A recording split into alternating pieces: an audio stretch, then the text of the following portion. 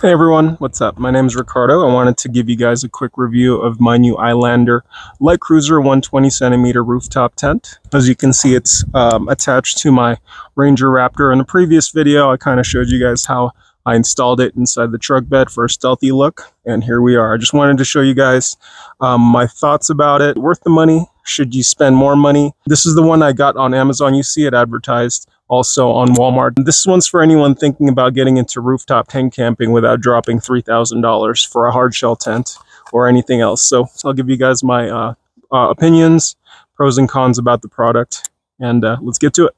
The size is really compact. As you can see, it fits inside my Ranger Raptor.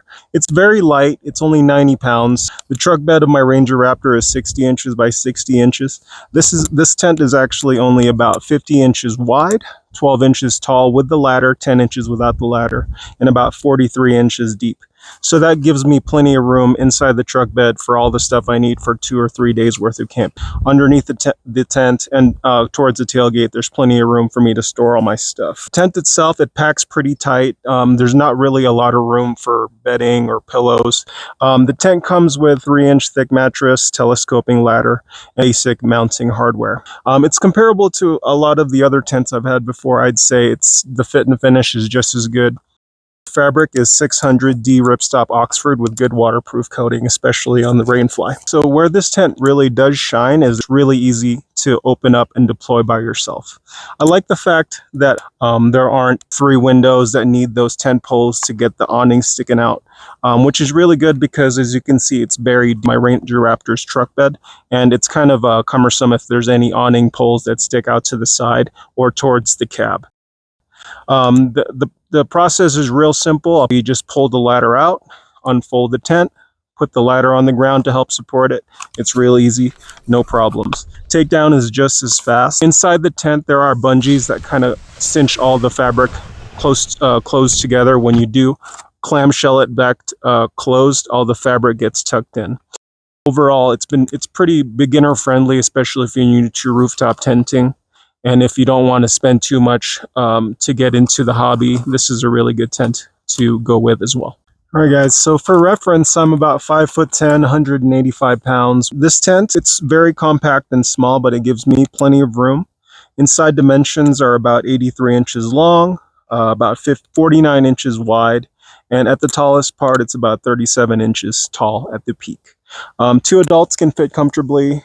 I fit in there, my wife fits in there. She's about 5'3", and we have a 75-pound dog that also fits. So 2 adults, perhaps a child, dog definitely. The 3-inch memory foam, it's good, it's decent.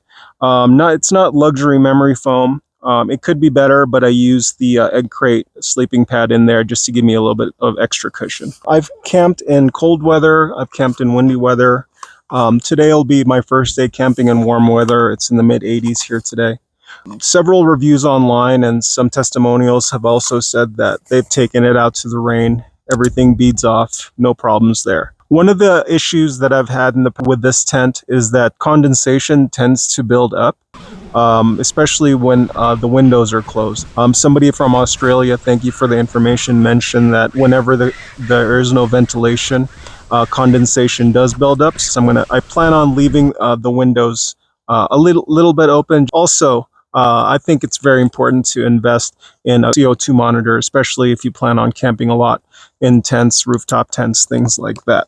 If I was going to take this into -0 or negative temperatures or 0 degrees, find a way to insulate it a little bit better. But for the spring, summer, and fall, this is plenty enough for my needs. So I wanted to talk a little bit more about the pros and cons that I've found in regards to the iLander Lite Cruiser. Here's what I really like about it. Number 1, super lightweight and easy to install remove. I could take this off from my truck bed in about 2-3 minutes, really no problem. The setup and takedown is really quick. I could probably get everything going in about 2 or 3 minutes, a lot faster than a ground tent where you have to find a flat spot, avoid critters, stake it all down, things like that. The value is really good. That's another pro I like about this. Like I've said, I've had tents that are 3-4 times this price, but the fit and finish, quality I think is just as good for the price. $899, real easy to live with. I like the way that it packs small. It packs really clean, and I like the way that it looks. It's really handsome to me. It's black and gray and matches the decals on my truck. A couple of the cons, not that many cons in my opinion. Number one con I would say is that the rainfly, as you can see on top, it doesn't have windows. On top of the tent, there are two moonroofs, sunroofs, whatever you call it. But when you open it with the rainfly on, you really can't see up above into the sky, into the stars, because it does cover it. So in the cooler weather or in the windier weather, you're not able to take advantage of those sunlight or moonlight with the rainfly on. So that's a con for me. The mattress is decent. I could sleep on my back, but it's one thing that I do plan on upgrading in the near future. The shipping can be very spotty. I know that there's a lot of global things happening right now that could be affecting shipping, but for me, there was about a 2-week delay in shipping. But the company was very responsive to my messages, and they worked very well with my, they worked with me to get the best customer service relations that I could have had with a company based in China. So I was really happy. If you do plan on buying this tent, give them some grace when it comes to shipping. So keep an eye on that. All right, guys, let's talk about the elephant in the room. Instead of living on top of the roof or on top of the bed at all times, I've built a small little platform inside the truck bed that fits between the wheel wells that lifts the tent just right underneath the tonneau cover. So it's perfect and it's flush. It allows for storage underneath the tent, behind the tent, as you've seen in the video. One benefit, let's go down the list. It looks completely stock when it's not deployed. No giant tent on the roof screaming. I sleep inside my car all the time. You could park in neighborhoods, you could park at work, you could park at the trailheads without anyone staring at your stuff being advertised to the world. The truck does look better when it's stock and it's clean with all that stuff over it. But, that's my opinion. Everyone has their own opinion. But in my personal opinion, I like the way the truck looks without anything on top of it sticking out, drawing attention. Another really good thing about the iLander tent hidden underneath the tonneau cover is that it really does help with real-world MPG and handling. Having a tent on top of the roof really does affect your MPGs. On my Ranger Raptor, I get anywhere from 14 to 14.5 miles per gallon per average. And with gas prices today, dropping down to 11 or 12 miles per gallon would cost money over time, especially if you're on a budget. Taking 90 pounds off the roof does make a huge noticeable difference in terms of handling, especially driving up mountain roads, especially when you're teeter-tottering over the side of a cliff on the side of a mountain. So it does help with miles per gallon and helps with the vehicle's behavior on the road, on and off the trail. Another good thing about having the tent underneath the tonneau cover are two things: security and weather protection. Underneath the tonneau cover, I don't have to put the shell on like I mentioned earlier. There's no heavy UV rays beating down on it. Dust doesn't accumulate on top of it. When it rains, it's protected from moisture, which is really nice. Also, with the tonneau lock, nobody knows that you have a rooftop tent inside your truck bed. One of the things that I was really concerned about having a very expensive rooftop tent is getting those lockable mounting points underneath the tonneau cover. I don't have to go take extra steps to secure the tent, locking it down and worrying about it. So another really wonderful thing about having the truck bed tent is that it's not mounted to a roof rack, and it's really accessible for somebody of my size. And I could just slide out the platform, pull the tent off, throw it into the garage, and then I would pretty much have the truck bed free to go to Home Depot, Lowe's. If you do have the tent on top of the roof or on top of a bed rack, it usually involves 20 minutes of taking the screws off, taking the bolts off, and having a friend help you lift it off the truck without damaging your vehicle.